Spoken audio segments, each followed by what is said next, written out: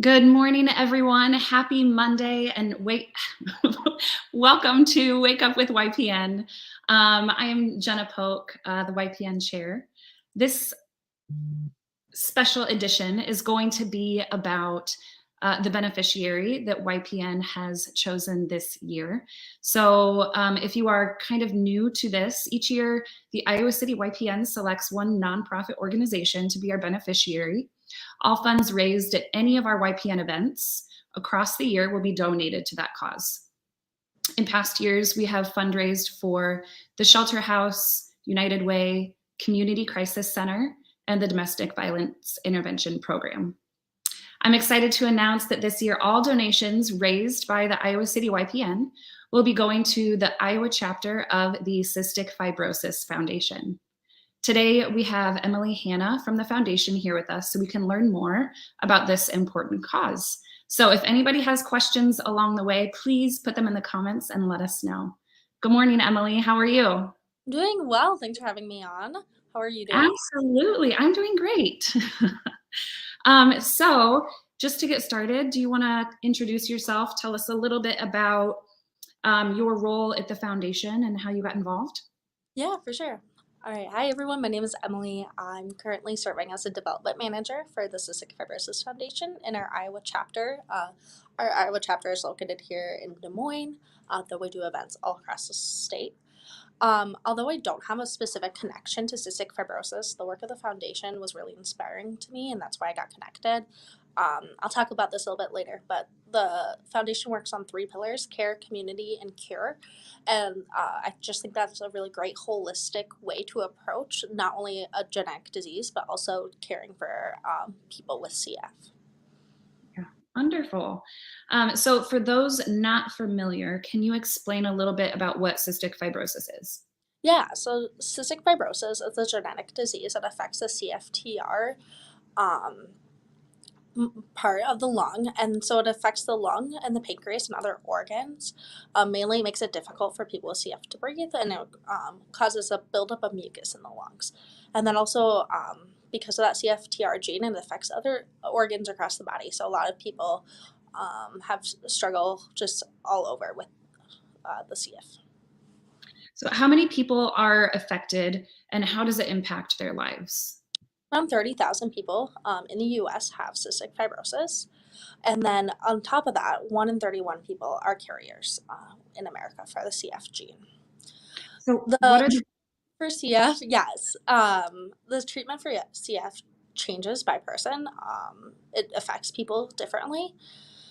Most people do a treatment every single day, and that usually takes around 2 hours, and that is when they are healthy. So if they're not feeling healthy, sometimes that treatment can be longer, and almost take up their entire day. So when they're healthy, 2 hours of treatment a day, along with 3 to 4 visits to a care center a year.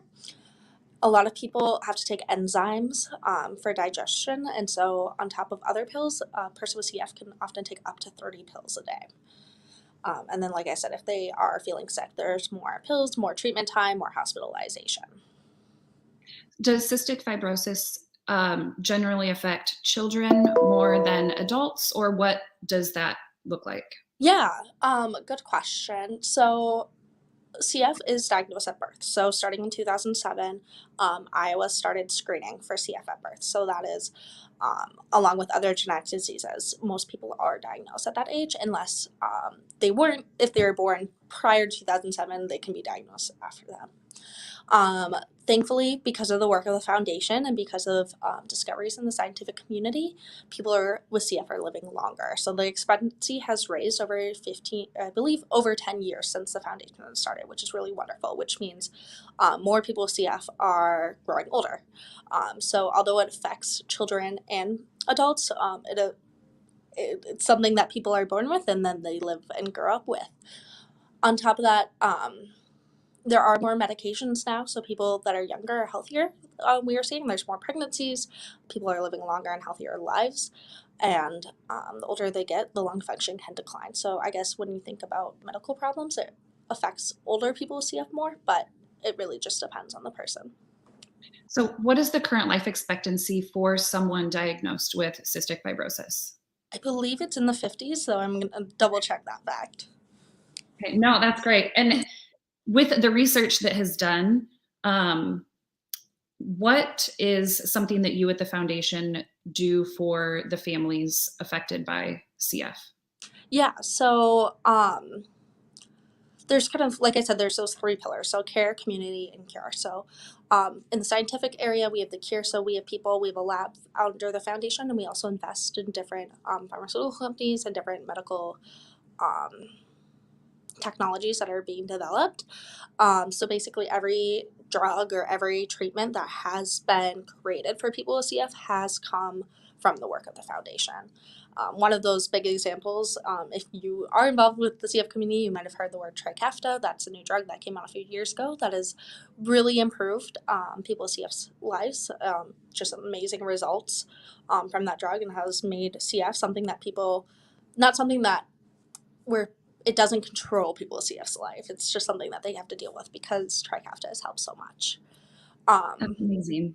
the foundation with the care part, we have different programs for people with CF and their family members as well. So, different ways that people can get involved and collaborate and communicate. And because CF can be a lonely disease, along with a program we call Compass that can help with insurance problems, legal problems, anything. Anyone who has a connection with CF can call this social service program that the foundation has and get support, just because on top of hospitalizations and all that, you got to deal with the medications. It can be really overwhelming. So we try to create those services. Wonderful. So, as part of the Iowa chapter, what are things that you provide in within this community?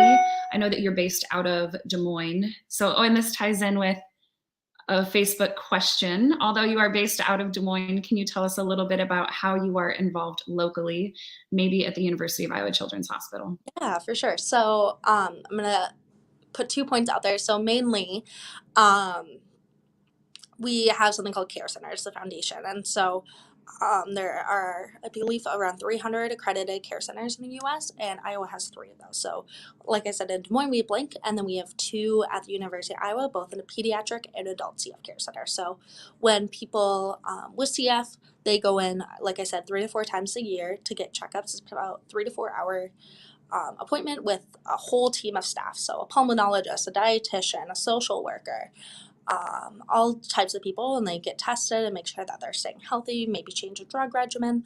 Um, and so that is held at the U of I, both for pediatric patients. And we love the doctors there. We also have like the U of Iowa microbiology team is really great at doing scientific research. And then also a lot of the doctors do research on CF on top of that. Also, in the Iowa City, Cedar Rapids area, we do a Great Strides Walk. So that's one of our community events, along with a fundraising event we do every May. So if you're not doing anything, May 7th, we'll be at Nola Ridge Park that morning, walking to find a cure for CF. So that's a great way for families to come together and to celebrate and to become part of our community and see each other. We're super excited since we haven't had the walk in person since 2019 to be back there again this year. So those are our two main events that we do, or two main things we have going on in the Iowa City Cedar Rapids area. Okay. So, when the Cystic Fibrosis Foundation receives donations, what does that money go towards? Yeah, so that money is generally just going towards all of our programs. Like I said, the care centers, our Compass programs, our different events, all of that. Our lab also is invested in different medical. We are an accredited charity by the Better Business Bureau, so we meet all standards for charitable accountability. And we just take pride in making sure that every dollar raised goes to our mission, and that mission being to find a cure for CF. So CF stands for Cure Found, and also to make sure that every person with cystic fibrosis can live a long, happy life. That's wonderful. So, I mean, who knows with this, but how close does the foundation feel that they are for a cure? You know, everyone you talk to is going to say a different time. I mean, ideally, we want to say tomorrow. Ideally, we want to say Yeah. soon. Trikafta, like I said, a lot of people call it a miracle drug. And I believe that that was approved 2 or 3 years ago. So that's available to 90% of people with CF. And people once they hit the age of 7, can start on that drug. And so that has been amazing. Lung transplants have gone down, pregnancies have gone up, mental health has gone up. It's been amazing on seeing what Trikafta can do. And so that's been a big step towards our cure. But really, we just need, and I'm not a science person. I don't know all the terminology. It's on our website, but basically that CFTR, we just need to be able to fix it, that gene. And once we're able to do that, we'll have our cure. So our people in the lab are working day in and day out, and we're continuing to invest money into those and doing advocacy. Right now, there's a bill going through Congress we're trying to pass for antibody research. So continuing to fight for that cure every single day. Well, we appreciate your efforts. Everything that you guys are doing is absolutely amazing. Are there any misconceptions about CF that you would like people to know about? Yeah, I mean, it depends on when people have heard about cystic fibrosis. I think we kind of talked about earlier is there are adults with CF. A lot of people don't know that or don't think that, but because of the work of the foundation and people are living longer lives, it's no longer just a pediatric disease. And so about half of the people with CF in the United States are now adults, 18 years or older. And I feel like sometimes people don't understand that. Yeah, no, I thank you so much for helping to educate us on what you guys do with the Cystic Fibrosis Foundation. I can't talk this morning. It's a hard one to get out the time. So for the fundraising walk that you have on May 7th, which, by the way, the month of May is Cystic Fibrosis Awareness Month, Yes. so that's wonderful. Mm-hmm. Would you be willing to share that information with us so that we can get that out there to drum up as much support as possible? For sure. I will send an email, most definitely, and then also fightcf.cff.org. If you go to that website, you can sign up for the Great Strides Walk, and that has information about the walk time, site. It's going to be hopefully a really beautiful sunny May day, and we're just excited to get everyone out there walking for a cure. Our theme this year is driven by a dream, and I mean, I think that is a perfect summary of what we're trying to do with our walks this year. So hope to see everyone out. We're also pretty present on social media.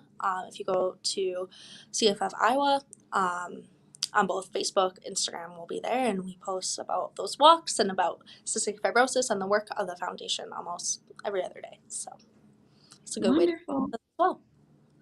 Thank you so much for being here. We here at YPN are so excited to be working with you guys this year and be able to contribute in any way possible for all of the work that you guys are doing. Any closing thoughts that you have? No, I just want to thank you guys for any fundraising you're doing.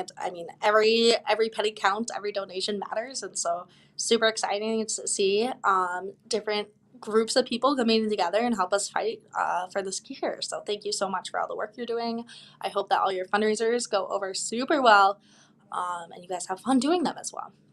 Okay. Thank you so much, Emily. We really appreciate it. Yes, thank you. Have a good rest of your day. You too. See you later.